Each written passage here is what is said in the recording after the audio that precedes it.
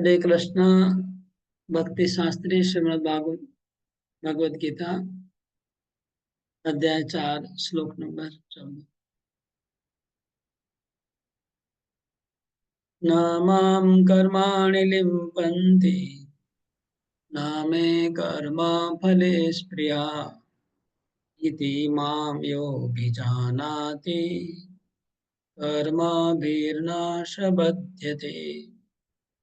न मां कर्माणि लिम्पन्ति न मे कर्मफले स्पृहा इति मां योऽभिजानाति कर्मभिर्नाश बध्यते। अनुवाद पढ़िए पुष्पा माता जी।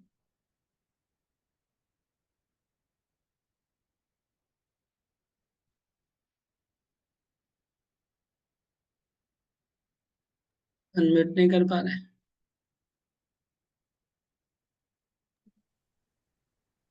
क्या हुआ? क्यों नहीं पढ़ रहे? ठीक है, दूसरा कोई आप पढ़िए। सुमन टेकवानी माता जी। हरे कृष्ण प्रभु। मुझ पर किसी कर्म का प्रभाव नहीं पड़ता, न ही मैं कर्म फल की कामना करता हूँ। जो मेरे संबंध में इस सत्य को जानता है, वह भी कर्मों के फल के पास में नहीं बनता। ओके, तो भगवान ने पिछले श्लोक में कहा था कि मैं 4 वर्णों की मैंने सृष्टि की है। मैंने 4 वर्णों की सृष्टि की है। ब्राह्मण, क्षत्रिय, वैश्य, शूद्र, ब्रह्मचर्य, गृहस्थ, वानप्रस्थ, संन्यास, वर्ण और आश्रम की सृष्टि मैंने की है। लेकिन फिर भी मैं हम्म, मैं करता नहीं हूं, मैं अकर्ता हूँ। मैं सृष्टि करने के बाद भी मैं अकर्ता हूँ। तो क्यों? इस श्लोक में बता रहे हैं क्यों अकर्ता है। क्योंकि नामाम कर्माणि लिम्पन्ति।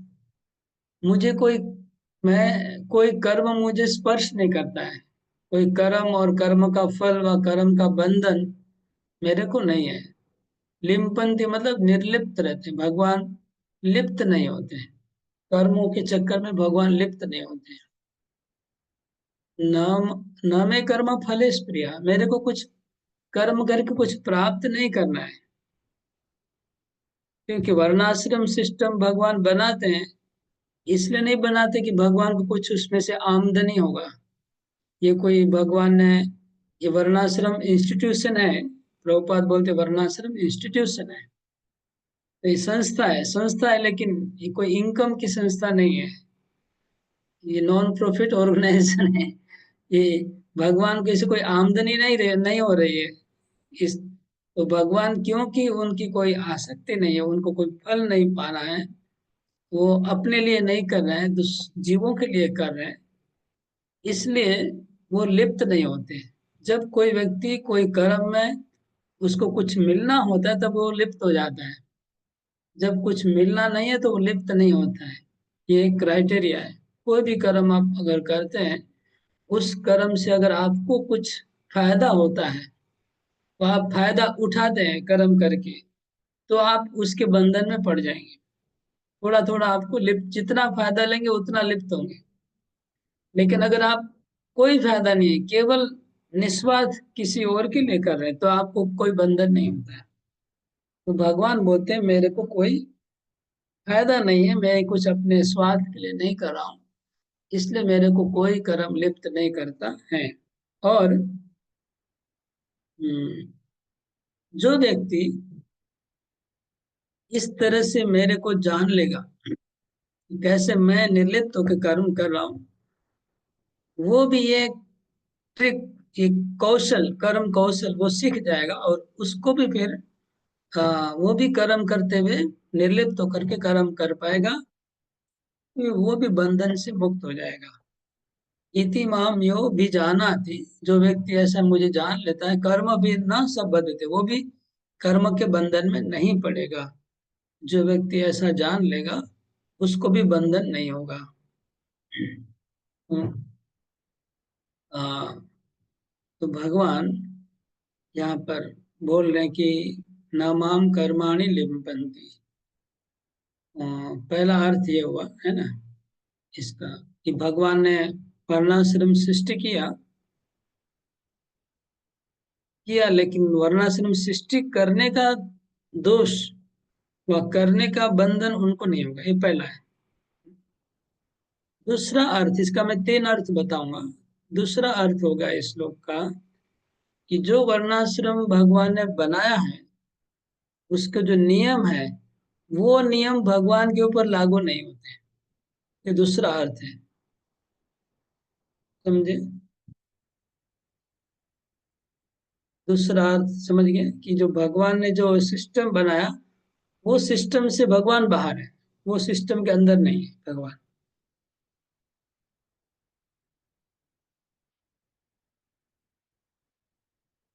और तीसरा अर्थ है इसका, 3 अर्थ में बता रहा हूँ। तीसरा अर्थ है कि न मम कर्माणि लिम्पन्ति न मे कर्म माम यो भी जानाति कर्म भी न शुभते।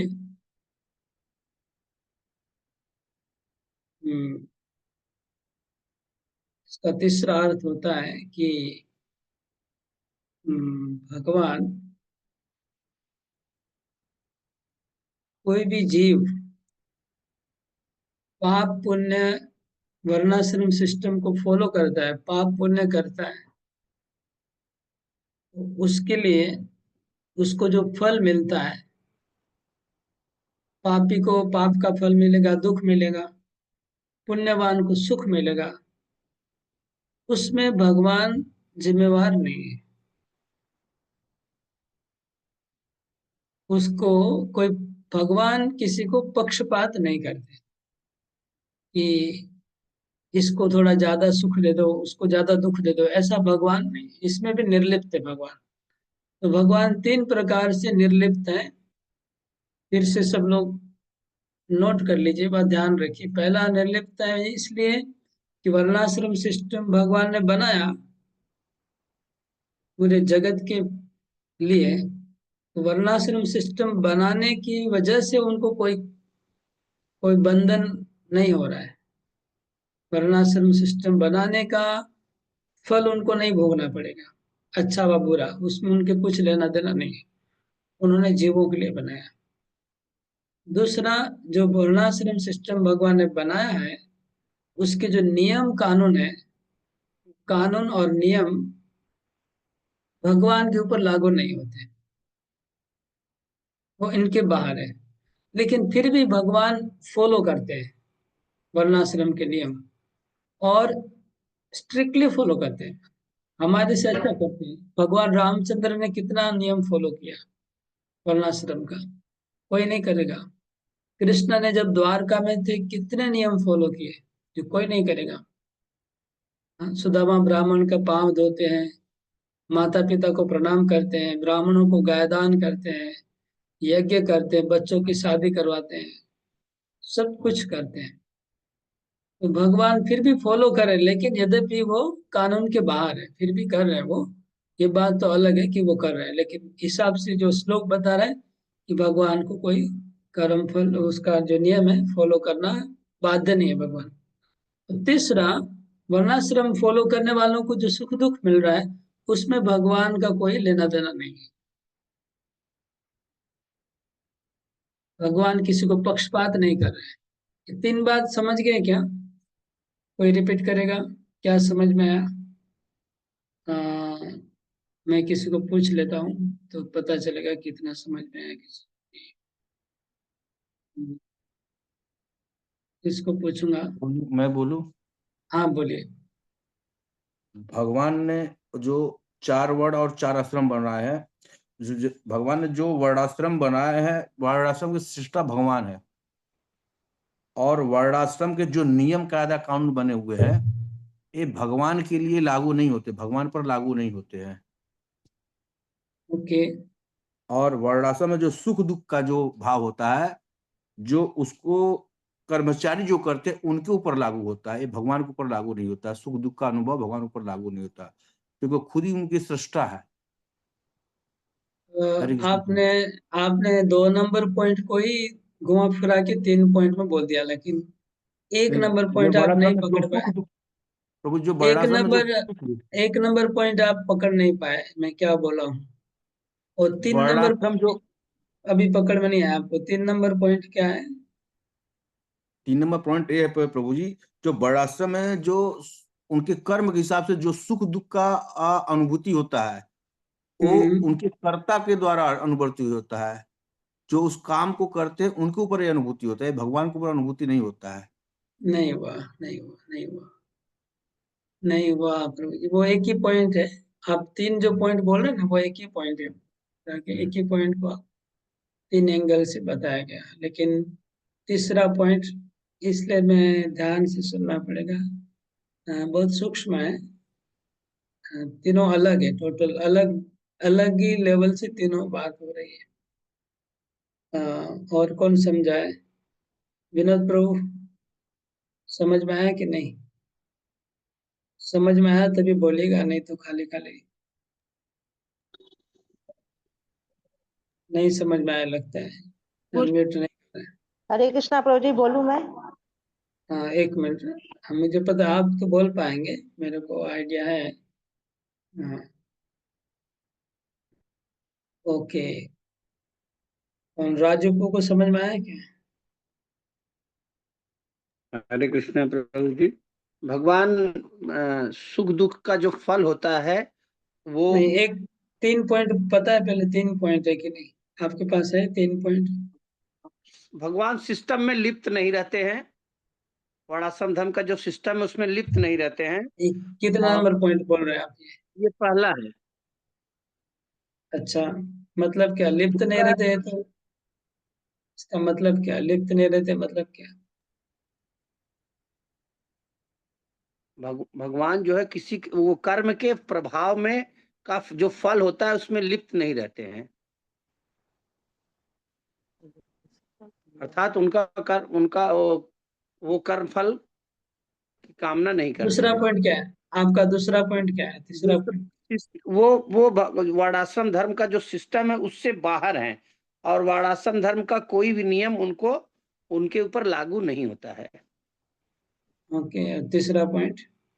तीसरा प्रश्न, भगवान किसी के संग पक्षपात नहीं करते हैं।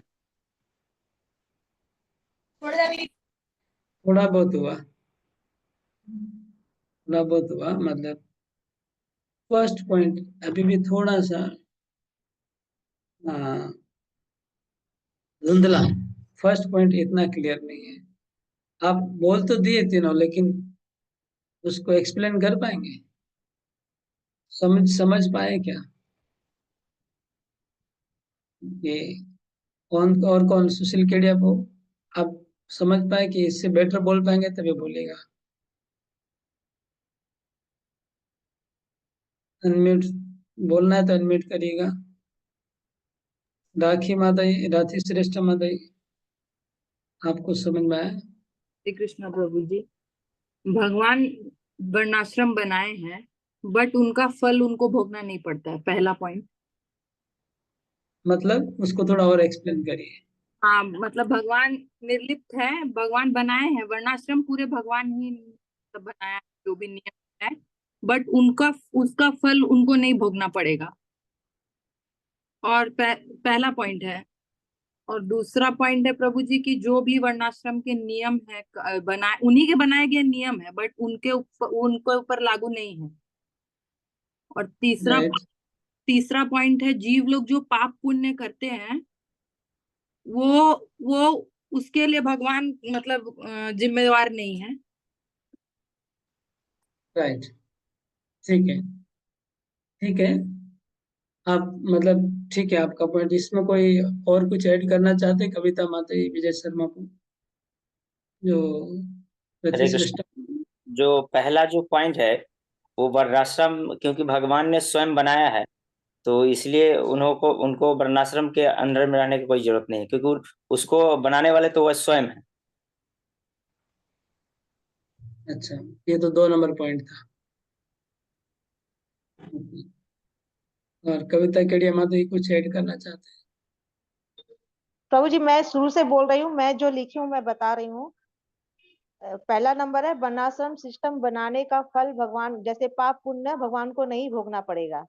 और दूसरा है, जो वर्णाश्रम भगवान ने बनाया है वो नियम भगवान पर लागू नहीं होते, वो सिस्टम, वे सिस्टम से बाहर हैं, पर वो सिस्टम को फॉलो करते हैं।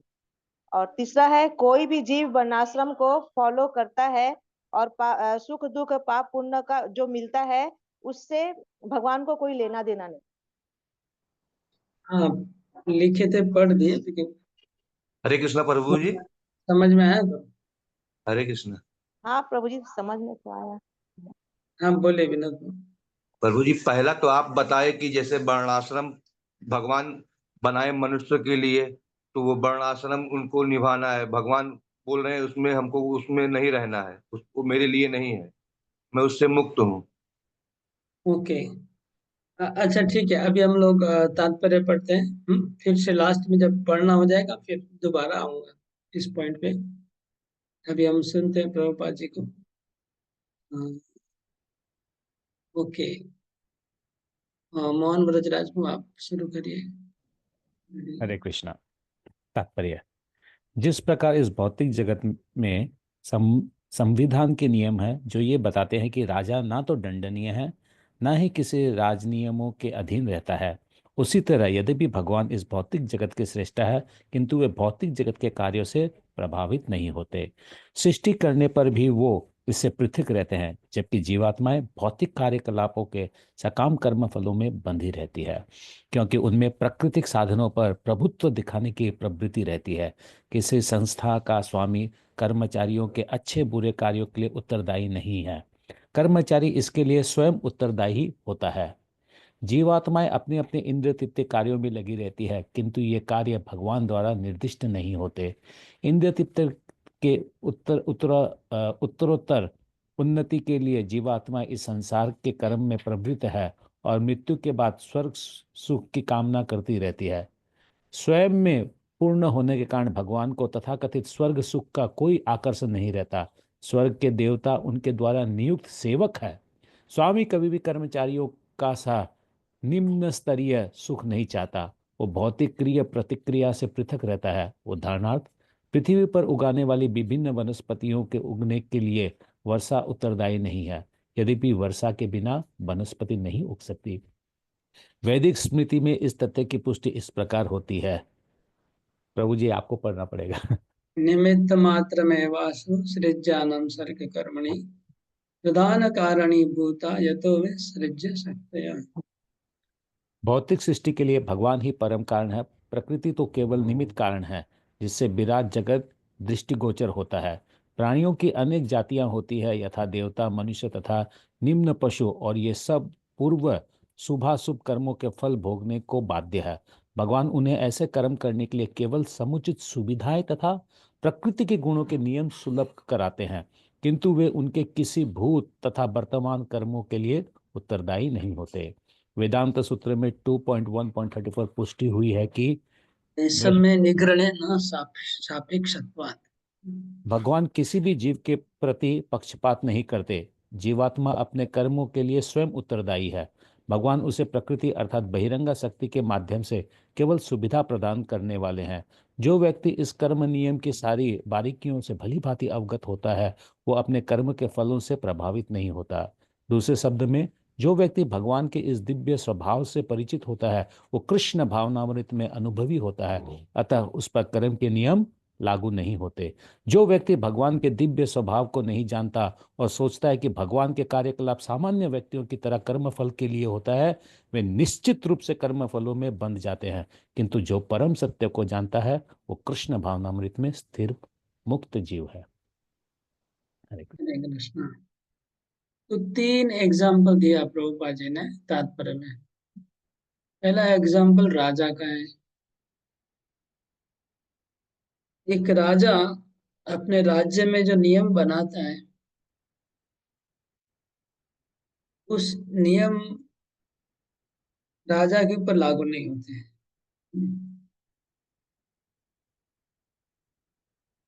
ठीक है ना?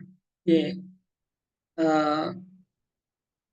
तो हम इसको बोलते हैं कि वो राजनीतियों के अधीन, राजनियमों के अधीन रहता है। उसी तरह ना वो राजनीतियों के अधीन है। भगवान यद्यपि भौतिक सृष्टा है, किंतु भौतिक जगत कार्यों से प्रभावित नहीं होते। भौतिक जगत के कार्यों से भगवान प्रभावित नहीं होते। तो वर्णाश्रम भगवान ने बना दिया। अब वर्णाश्रम चलेगा कि नहीं चलेगा, कि वो फेल होगा कि सक्सेस होगा, वर्णाश्रम अगर टूट गया, कुछ हो गया, तो हिसाब से भगवान को कोई लाभ नुकसान का बात उसमें नहीं है। जीवों को ही लाभ होगा, जीवों को ही नुकसान होगा। समझ लीजिए एक राजा है, उस राजा ने एक भंडारा खोला है, भंडारे में गरीब लोग आते हैं, उनको खाना बांट रहे हैं, है ना। तो भंडारा बांटने के लिए राजा ने कुछ नियम बना दिया है कि यहाँ से लाइन लगाना है, यहाँ से इतना 1 किलो चावल देना है सबको, 1 किलो दाल देना है, सिस्टम बना दिया राजा ने। अभी उस भंडारे में कुछ गड़बड़ होता है, नहीं होता है, तो राजा का उसमें कोई आना लेना देना है, कुछ नहीं आना जाना है, राजा उससे स्वतंत्र है। ये पहला हो गया। दूसरा है कर्मचारी का और मालिक का उदाहरण। एक जो मालिक है, वो एक जो मालिक है, वो अपनी कंपनी में बहुत कर्मचारी काम करते हैं। कर्मचारी जब ड्यूटी पे आते तो उनको गेट के ऊपर अंगूठा मार के घुसना पड़ता है ना। आजकल सिस्टम बना ना, बायोमेट्रिक अटेंडेंस होता है ना, पता होगा सबको। मतलब अटेंडेंस लगाना पड़ता है, कर्मचारी लोग जो घुसते, तो जब निकलने के समय फिर अटेंडेंस लगता है। और उनको नियम और ड्रेस पहनना पड़ता है, जो यूनिफॉर्म दिया गया है ऑफिस में वही यूनिफॉर्म। लेकिन जब मालिक जाए, क्या मालिक को वो अटेंडेंस लगाना पड़ेगा? नहीं ना। क्या मालिक को क्या ड्रेस पहन के जाना पड़ेगा? नहीं। इसका मतलब वो कर्मचारी का नियम मालिकों पर लागू नहीं होता। इसी प्रकार भगवान जो वर्णाश्रम सिस्टम बनाते हैं, वो भगवान के ऊपर लागू नहीं होता है। तीसरा उदाहरण है बारिश का उदाहरण है, वृष्टि का उदाहरण। अब बारिश, समझ लीजिए पूरे शहर में बारिश आया, आपके घर में भी बारिश आया और आपके पड़ोसी घर में बारिश आया। आपके घर में आम का पेड़ था, तो आम के बहुत फल गिर गए। और पास वाले घर में नीम का पेड़ था, तो नीम के फल गिरे। अब जिनके घर में नीम के फल गिरेंगे, वो क्या बारिश को गाली देंगे कि अरे ये बारिश बहुत बेकार है, खाली नीम का ही फल गिर रहा है, उसके घर में आम फल गिरा है, मेरे घर में नीम फल गिरा है, ये बारिश अच्छा नहीं है। ऐसा बोल सकता है क्या? ऐसा बोल सकता है नहीं क्या प्रभु। मंजू नहीं माता जी? प्रभु जी। ऐसे कंप्लेन कर सकते हैं क्या? नहीं प्रभु, जिसका जो फल जो लगेगा आंगन में वही निकलेगा, वही हाँ, गिरेगा। तो क्या उत्तर क्या है? बारिश का दोष है क्या? क्यों नहीं है बारिश का दोष? किसका दोष है? वो वो हम जो लोग पेड़ का लगाया वही पेड़ आएगा ना प्रभु। पेड़ अगर आम का लगाए लगाए तो फल मिलेगा। तो बारिश सर्वत्र एक प्रकार से बरसा रहा है, लेकिन जो जिसका पेड़ लगाता है वैसे ही फल मिलता है। इसी प्रकार जो पाप पुण्य कर रहे हैं उसको ही सुख दुख मिलता रहेगा। उसमें भगवान तो बारिश के जैसा है, सबको करुणा कर रहे हैं। लेकिन तो ये 3 एग्जाम्पल है, 3 पॉइंट समझने के लिए 3 एग्जाम्पल दिया गया। समझ गए? 3 पॉइंट मैंने बताया, प्रभुपाद जी ने 3 एग्जाम्पल दिया। पहला पॉइंट मैंने बोला कि जो वर्णाश्रम बनाया है भगवान ने, उस वर्णाश्रम से भगवान को कुछ आमदनी नहीं होने वाला है। अगर भगवान को कुछ आमदनी होता, तब जाके उनको वर्णाश्रम का लिप्त हो जाते हो। ये पॉइंट समझ में आया कि नहीं? कैसे पॉइंट डिफरेंस है? लेकिन एंटायर सिस्टम का बात हो रहा है, वर्णाश्रम का जो पूरा सिस्टम है, वो जो भगवान ने क्रिएट किया है, लेकिन क्रिएट करके भी निर्लिप्त होकर के डिटाच होकर क्रिएट किया है, आसक्ति से नहीं किया है वो क्रिएशन। दूसरा पॉइंट था कि वर्णाश्रम के जो नियम है, भगवान उस नियम को पालन करने की जरूरत नहीं है भगवान। तीसरा पॉइंट है, वर्णाश्रम को जो फॉलो कर रहे हैं उनको जो सुख दुख मिल रहा है, उसमें भगवान जिम्मेवारी नहीं है। किसको सुख मिलेगा किसको दुख मिलेगा, उसके लिए जीव जिम्मेवार है। पहले वर्णाश्रम सिस्टम जीवों के लिए बना, दूसरा है वर्णाश्रम के जो नियम है वो जीवों के लिए है, और तीसरा जो फलाफल मिलता है वो भी जीवों के अपने कर्म के आधार पे है। तो ये कोई अगर जान लेगा, भगवान बोलते कि कैसे मैं निर्लिप्त होकर के एक सिस्टम बना रहा हूँ और मैं उससे निर्लिप्त रहता हूँ, तो वो भी मेरे से सीख के वो भी ऐसा करेगा और उसको भी फिर कर बंधन नहीं होगा। भगवान यहाँ पर सिखा रहे हैं कि राजा लोगों को कैसे जीना चाहिए। तो हरे कृष्णा प्रभु, तो हम लोग इस श्लोका से ये समझ सकते हैं कि भगवान हम लोग को निष्काम की भावना से मतलब जगाना चाहते हैं कि हम लोग जो भी, अगर हम लोग भगवान के प्रति आसीन होकर भक्ति करें, उसमें हम लोग को फल की चिंता ना करके भक्ति में ज्यादा। हाँ, यहाँ पर अर्जुन को भगवान निष्काम भाव से राजा बनने को बोल रहे हैं कि बड़े बड़े राजा लोग इतना कुछ करने के बाद भी पूरे संसार को कंट्रोल कर रहे हैं, चला रहे हैं, फिर भी 1% भी उनमें उनका आसक्ति नहीं होता है, बंधन नहीं होता है। तो कैसे संभव है? बोलते मेरे से सीखो, मैं कैसे कर रहा हूँ। भगवान अपना एग्जाम्पल दे रहे हैं कि मैं पूरी दुनिया को मैं चला रहा हूँ, फिर भी मेरे वो बंधन नहीं हो रहा, तो तुम एक देश को चला के क्यों बंधन में फंस जा रहे हो।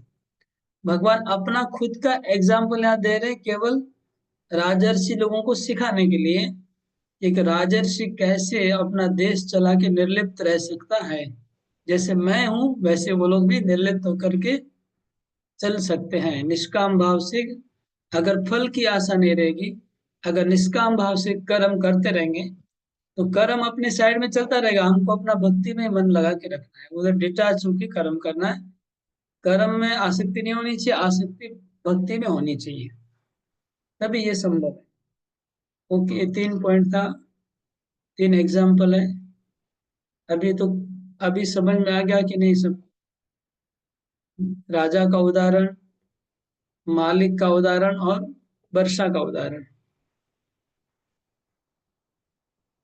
तीनों उदाहरण तात्पर्य में दिया हुआ है। अगला श्लोक।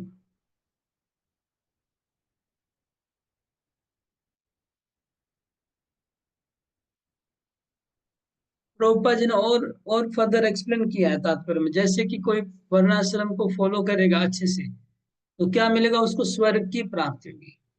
अब क्या भगवान को स्वर्ग पाने से क्या फायदा है? भगवान को स्वर्ग की तो जरूरत नहीं, वो तो खुद भगवत धाम में बैठे हैं, इसलिए भगवान को वर्णाश्रम से कुछ लेना देना नहीं। श्लोक नंबर 15। एवं ज्ञात्वा कृतं कर्म पूर्वैरपि मुमुक्षुभिः गुरु कर्मैव तस्मात् त्वं पूर्वे पूर्वोत्तरं कृतम्। हाँ, सुशील केडिया प्रभु, धन्यवाद। पढ़िए। कृष्ण प्रभु जी, प्राचीन काल में समस्त मुक्त आत्माओं ने मेरी दिव्य प्रकृति को जान करके ही कार्य किया, अतः तुम्हें चाहिए कि उनके पद चिन्हों का अनुसरण करते हुए अपने कर्तव्य का पालन करो। तो भगवान बोल रहे हैं कि मेरा ये स्वभाव को जान करके मैं किस तरह से स्वभाव कर रहा हूँ, इसको मेरे को देख के बहुत लोग सीखे हैं, और सीख के उन्होंने ऐसे कर्म किया तो उनको मोक्ष की प्राप्ति हो गई। ऐसे है अर्जुन, तुम भी वैसे ही करो, मेरे से सीखो तुम, कि मैं दुनिया का मालिक होने के बाद भी तुम्हारे साथ दिखे कैसे महाभारत में फंसा हूं।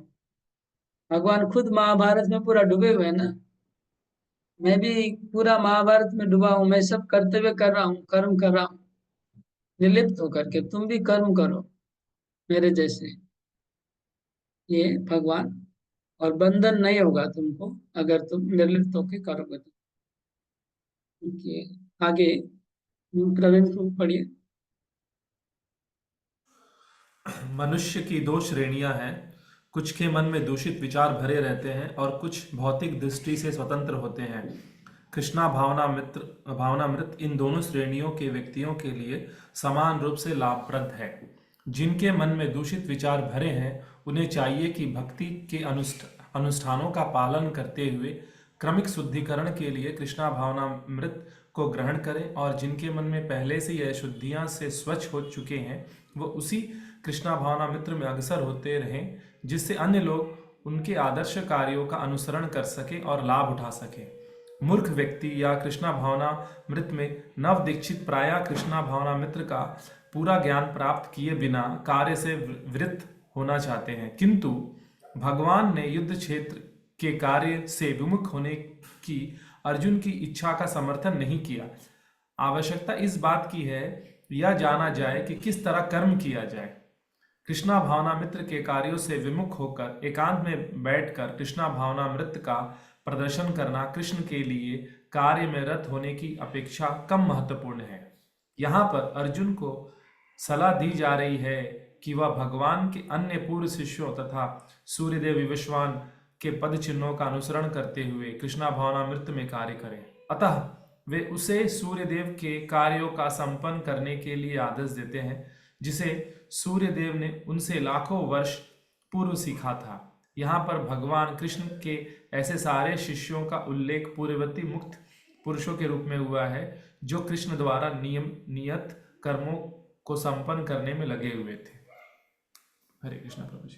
हरे कृष्ण। तो प्रभुपाद दो श्रेणियां हैं, दो श्रेणी मनुष्य की है। कुछ लोगों का मन दूषित विचारों से भरा हुआ है और कुछ मनुष्य के मन शुद्ध हो चुके हैं, निर्मल हो चुके हैं।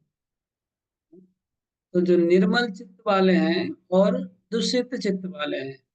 निर्मल चित्त मतलब जो संसार से मुक्त हो गए हैं, और दूषित चित्त मतलब अभी संसार में फंसे हुए हैं। तो अभी दोनों को प्रभुपाद उपदेश दे रहे हैं, मतलब कृष्ण दोनों को उपदेश दे रहे हैं। तो निर्मल चित्त वालों को संसार छोड़ के भाग जाना नहीं चाहिए, प्रभुपाद जी बोल रहे हैं। निर्मल चित्त वालों को यद्यपि संसार में आसक्ति नहीं है, फिर भी उन्हें निर्मल होकर के कर्तव्य कर्म करना चाहिए। क्यों?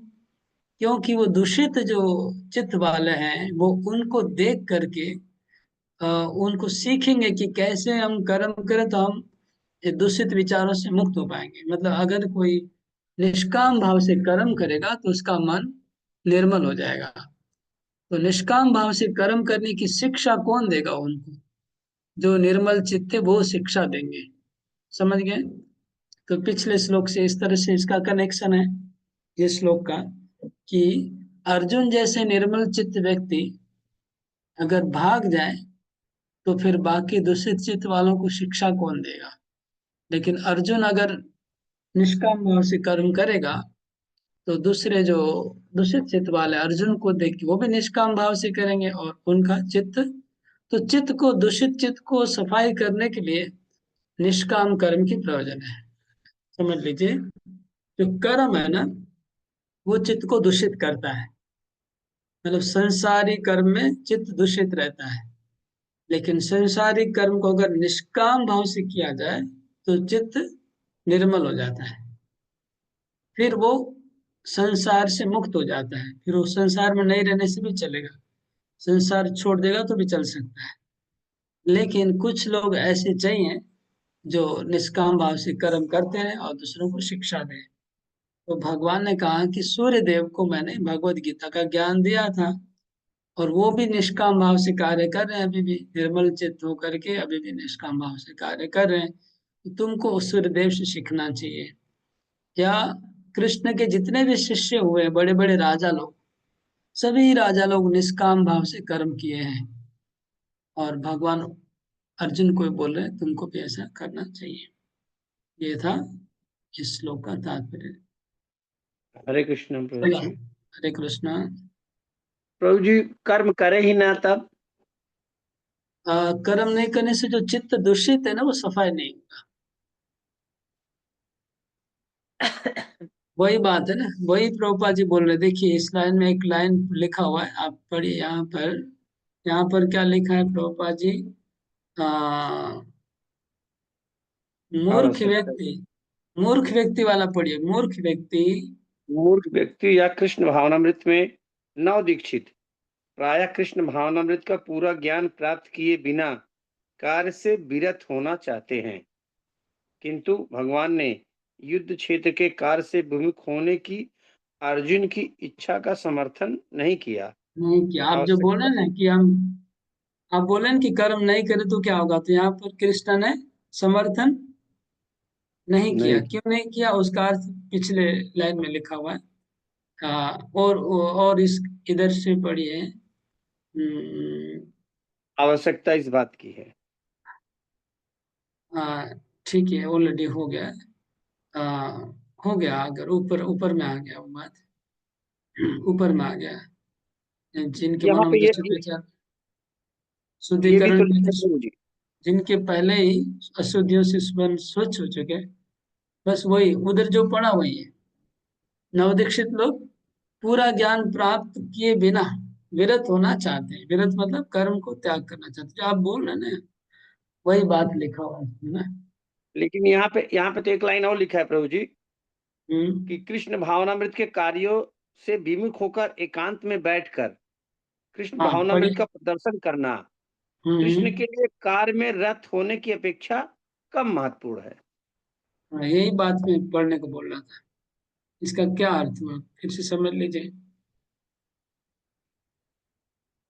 हाँ, यही बात है, यही बात है। इसको समझ में आ रहा है क्या बोल रहे हैं प्रभुपाद जी? कृष्ण भावनामृत के कार्यों से विमुख होकर के एकांत में बैठकर कृष्ण भावनामृत का प्रदर्शन करने के लिए कार्य में रत होने की अपेक्षा कम महत्वपूर्ण है। इसका अर्थ आपको शायद समझ में नहीं आया, मुझे लगता है। मैं समझाता हूँ। इसका अर्थ यह है कि कोई व्यक्ति अपना कर्तव्य कर्म को त्याग करते करके एकांत में जाके, एकांत मतलब यहाँ पर जंगल में पहाड़ में जा करके बैठ जाता है और अपने आप को बोलते हैं बड़े भगत होने का प्रदर्शन करता है। प्रभुपाद जी बोलते हैं वो बात ठीक नहीं है। उससे श्रेष्ठ है कि कृष्ण भावना के कार्यों में लगे रहे। समझ में आया कि नहीं? क्या समझ में आया? अनम्यूट करिए। प्रभु जी अगर वो एकांत में बैठ के कृष्ण भावनामृत का वो नहीं कर, का प्रचार नहीं कर रहा है तो इस प्रदर्शन तो नहीं कर रहा है प्रभु जी वो भक्त।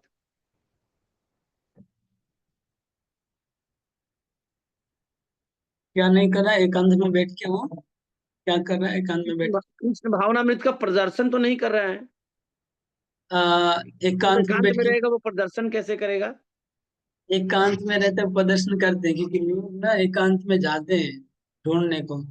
और वो आप क्या वीडियो लेके चले जाते हैं यूट्यूबर लोग, जंगल वंगल में सब जगह साधुओं को ढूंढते रहते हैं। फिर उसको प्रमोट करते हैं कि देखिए ये कितना तपस्या कर रहे हैं, ये कितना खाना खाते हैं, कितना भजन करते हैं। लोग वहां जाते हैं, लोग जंगलों में जाते रहते, ढूंढते रहते हैं साधुओं को। अब ये तो कितना भी अभी का एकांत बात है। ये तो अभी अभी का बात है। पहले के साधु संत महात्मा वो लोग तो कोई ऐसा प्रदर्शन तो नहीं करते थे अगर एकांत में जाके कोई तपस्या या वो कर रहे हैं तो। अभी के लिए बोल रहे हैं प्रभुपाद जी।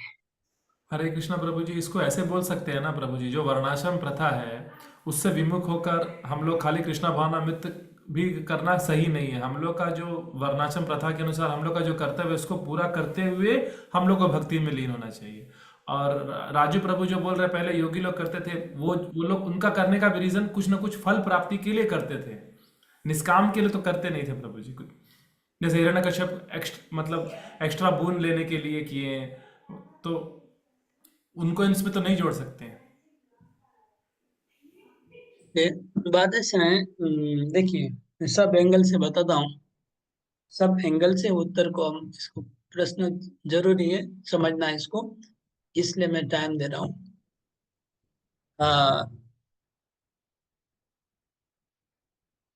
पहली बात तो, अगर किसी का हृदय संसार में अगर आसक्ति नहीं है उसको, तब तो वो एकांत में जा सकता है। अगर एक संसार में आसक्ति है तो फिर संसार में रह के भगवान यहाँ पर वही प्रपोज कर रहे हैं अर्जुन को कि अगर तुम्हारा आसक्ति है तो संसार में कर्म करते करते निष्काम रूप से कर्म करके पहले हृदय को साफ कर लो, और उसके बाद हृदय को साफ करके तुम संसार में रह के ही भक्ति कर सकते हो। इसी को प्रमोट करके कि कलयुग के लिए, मतलब ये जो बातें लिखी है ना, इस अभी के समय कलयुग के लिए है, कि पिछले वाले युगों के लिए नहीं है ये बात, समझ रहे हैं ना। क्योंकि अभी इस युग में बहुत डिफिकल्ट है एकांत में जाके साधना करना, ऐसी योग्यताएं बहुत कम है लोगों में। ज्यादातर लोग और संसार में आसक्त हैं। और फिर अगर कोई व्यक्ति निर्मल है, आसक्ति नहीं है, वो व्यक्ति भी अगर प्रचार करेगा तो समाज के बीच में रहेगा वो, तो फिर प्रचार करते करते अपने आप को वो शुद्ध कर सकता है। लेकिन प्रचार छोड़ के और संसार छोड़ के जो एकांत में जाते हैं, उनके लिए बोला, वो लोग अगर नियोफाइट नव दीक्षित है तो ऐसा नहीं करना चाहिए। अगर कोई एडवांस लेवल का है तो वो कर सकता है। एकांत में रहने की योग्यता होनी चाहिए, समझ रहे ना, ये बात है।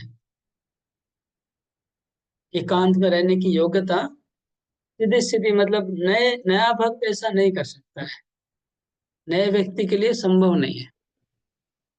विनोद प्रभु बताइए।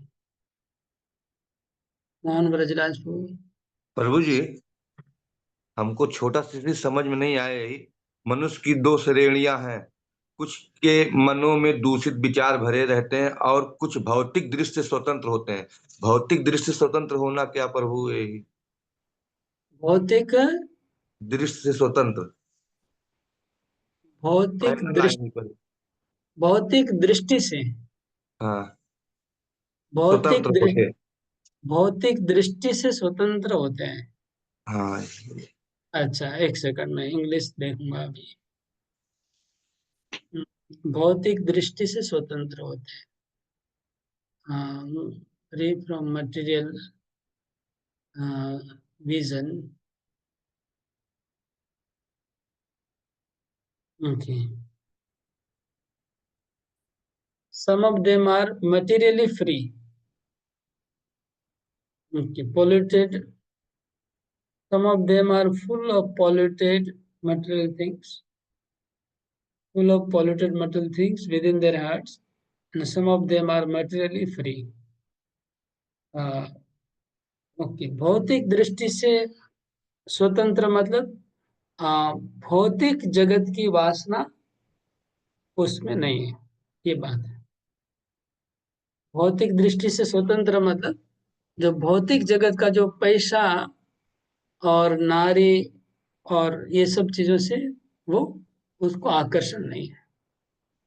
क्लियर है? भौतिक चीजों में आकर्षण है उसको। ठीक है प्रभु जी। भौतिक दृष्टि से इसीलिए कहा प्रभुपाद जी ने, क्योंकि उनको आध्यात्मिक दृष्टि से अभी भी आसक्ति है। उसको अभी मोक्ष की आसक्ति होगी, मुक्ति की आसक्ति उसमें है, लेकिन संसार भोग की आसक्ति नहीं है। मोहन ब्रजराज को कुछ बोल रहे थे। हाँ, हरे कृष्ण प्रभु जी। आप ही के 2020 का इसी श्लोक में आपने हम लोग को एक और दूसरा एंगल से भी आपने में समझाया था कि जैसे दो प्रकार के लोग हो गए, एक तो हो गए जो भौतिकतावादी हो गए और एक हो गए जो मुक्त अवस्था में है। मगर मुक्त अवस्था को क्या है, एकांत स्थान में जाने के लिए इसलिए वंचित मतलब लोग को वारण किया गया है, मना किया गया है, क्योंकि वो फिर क्या होगा, उनका लक्षण जो है वो कृपण वाला हो जाएगा। वो सिर्फ स्वयं का आत्म साक्षात्कार करके वो चल दिए, ऐसा नहीं। उनको समाज के और समाज के लोगों का भी कल्याण करना है। इसलिए भगवान चाहते हैं कि जो कर्म फलों के प्रति अनासक्त है, निष्काम कर्म में है, स्टिल उसको समाज में रहकर लोगों का कल्याण करना चाहिए। बिल्कुल।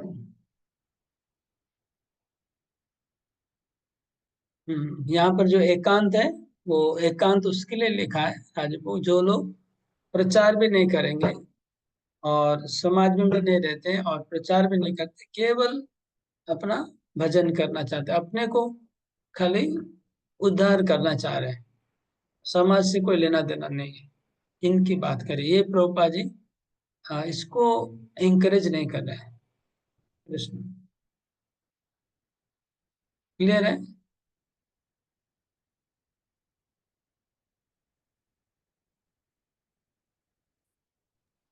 बहुत टाइम हो गया। क्लियर है।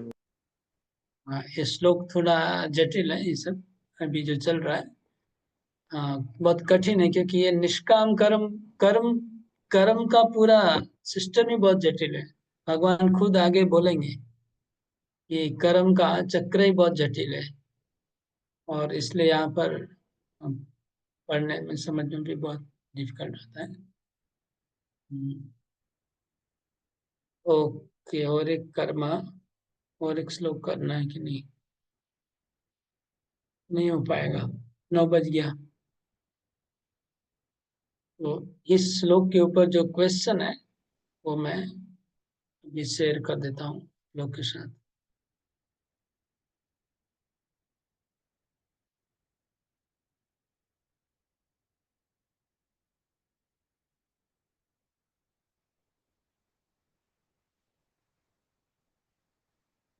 मेरे ख्याल से ज्यादा क्वेश्चन नहीं है इसके ऊपर, 2 ही श्लोक तो हुआ ना।